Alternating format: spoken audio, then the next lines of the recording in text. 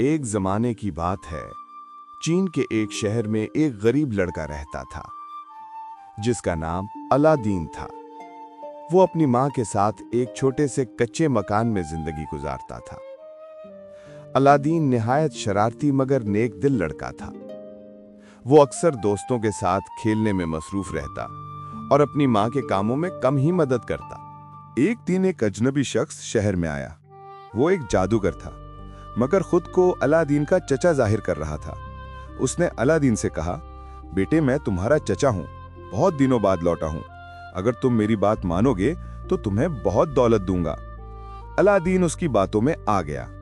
جادوگر اسے شہر سے دور ایک پہاڑ کی طرف لے گیا۔ وہاں اس نے ایک جادوئی منتر پڑھا اور زمین میں ایک دروازہ نمودار ہو گیا۔ جادوگر بولا، الادین، اس دروازے کے اندر ایک غار ہے، وہاں ایک پرانا چراغ رکھا ہے، تم جا کر وہ چراغ لے آؤ، اس کے علاوہ کچھ مت چھیڑنا۔ الادین نیچے اترا تو اس نے دیکھا کہ غار سونا، چاندی اور قیمتی جواہرات سے بھرا ہوا ہے۔ اس نے چراغ تلاش کیا مگر جب وہ واپس آیا تو جادوگر نے لالچ میں آ کر غار کا دروازہ بند کر دیا تاکہ چراغ خود حاصل کر سکے۔ الادین اندھیرے میں قید ہو گیا۔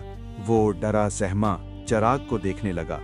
اچانک اس نے چراغ پر جمی مٹی صاف کرنے کے لیے اسے رگڑا۔ جیسے ہی چراغ رگڑا، ایک بڑا جن دھوئیں سے بادل میں ظاہر ہوا اور بولا، اے میرے مالک، کیا حکم ہے؟ الادین حیران رہ گیا۔ اس نے گھبرا کر کہا، مجھے یہاں سے باہر نکالو۔ جن نے پلک جھپکتے میں الادین کو گھر پہنچا دیا۔ الادین نے اپنی ماں کو سب کچھ بتایا۔ ماں نے چراغ صاف کرنے کی کوشش کی تو پھر جن ظاہر ہو گیا۔ اس نے ان کے لیے کھانا اور سونا چاندی حاضر کر دیا۔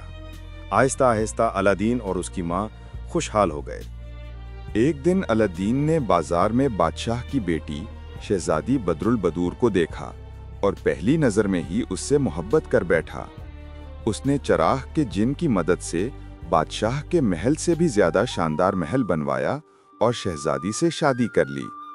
سب کچھ اچھا چل رہا تھا کہ ایک دن وہی جادوگر واپس آ گیا۔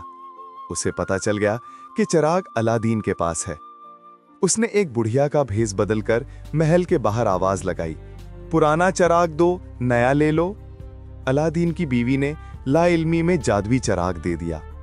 جادوگر نے چراغ رگڑا اور جن کو حکم دیا کہ الادین کا پورا محل اور شہزادی کو افریقہ پہنچا دو۔ جب الادین واپس آیا تو سب کچھ غائب تھا۔ وہ بہت غمگین ہوا مگر ہمت نہ ہاری۔ اس نے اپنی ذہانت سے جادوگر کو تلاش کیا اور ایک دن چالاکی سے چراغ واپس حاصل کر لیا۔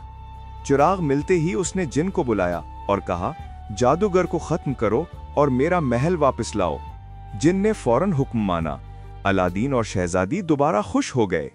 اس کے بعد الادین نے عہد کیا کہ وہ چراغ کا استعمال صرف نیکی اور انصاف کے کاموں میں کرے گا۔ وہ ایک نیک، بہادر اور دانا بادشاہ بن گیا۔